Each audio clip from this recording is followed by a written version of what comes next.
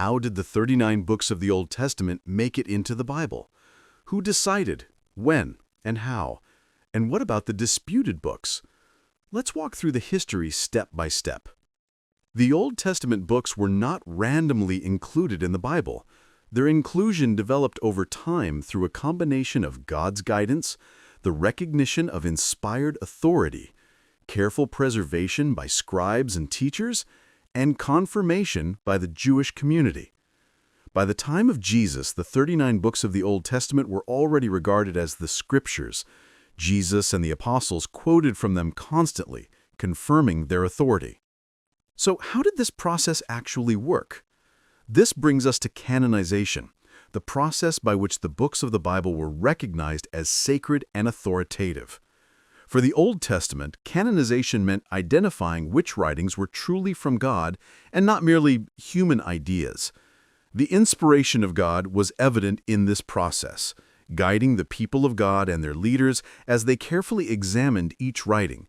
They looked for signs of divine truth, consistency with God's message, and usefulness in worship and teaching.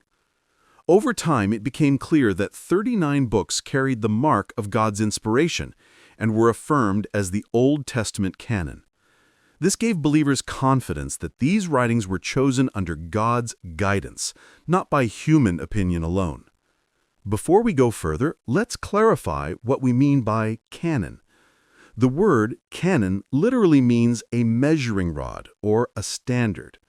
When we talk about the canon of Scripture, we mean the recognized list of inspired books that carry divine authority. For the Old Testament, this process stretched across centuries, from Moses to the time after the exile. Now, let's look at how the Old Testament was organized. From ancient times, the Hebrew Bible was divided into 3 sections: the Law, or Torah, the first 5 books of Moses, the Prophets, or Nevi'im, historical and prophetic writings, and the Writings, or Ketuvim, Psalms, Proverbs, and other inspired books. By the time of Jesus and the apostles, this threefold structure was already recognized as Scripture by the Jewish community. In fact, Jesus himself refers to this division in Luke 24:44, showing that it was well established.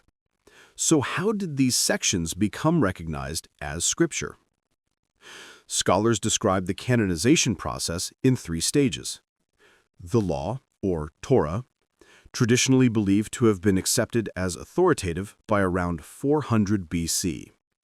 The Torah was central to Jewish life, worship, and teaching. The Prophets, likely recognized as Scripture by 200 BC. Books like Joshua, Judges, Samuel, Kings, Isaiah, Jeremiah, and the 12 minor prophets were already being read as inspired. The Writings.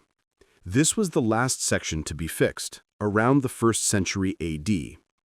While books like Psalms, Proverbs, and Daniel were accepted earlier, others like Esther, Ecclesiastes, and Song of Songs were debated.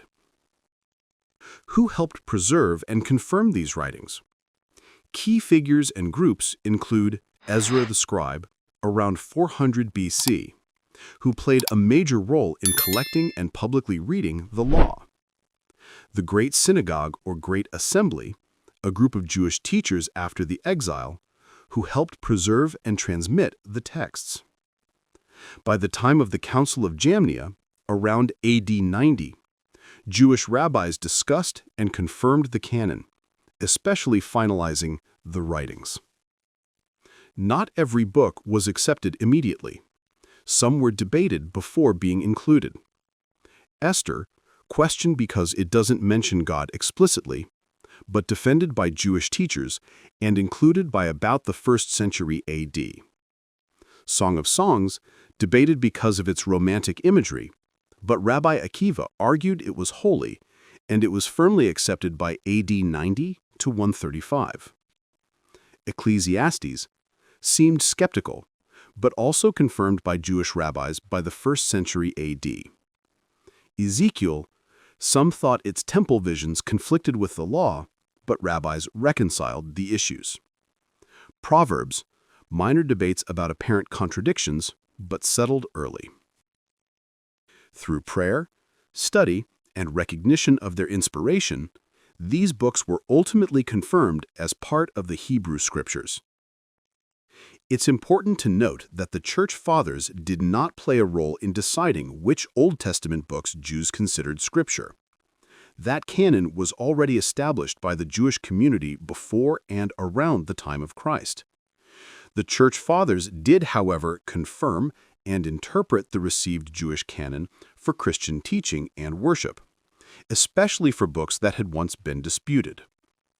In the end, the Old Testament canonization process shows us God's faithfulness in preserving His Word over centuries, through prophets, scribes, and teachers, so that we can hold the inspired Scriptures in our hands today. If this teaching helped you, make sure to like, share, and subscribe to Master the Word. And let us know in the comments, which part of the Old Testament canonization process was new to you? Until next time, keep mastering the Word and let the Word master you.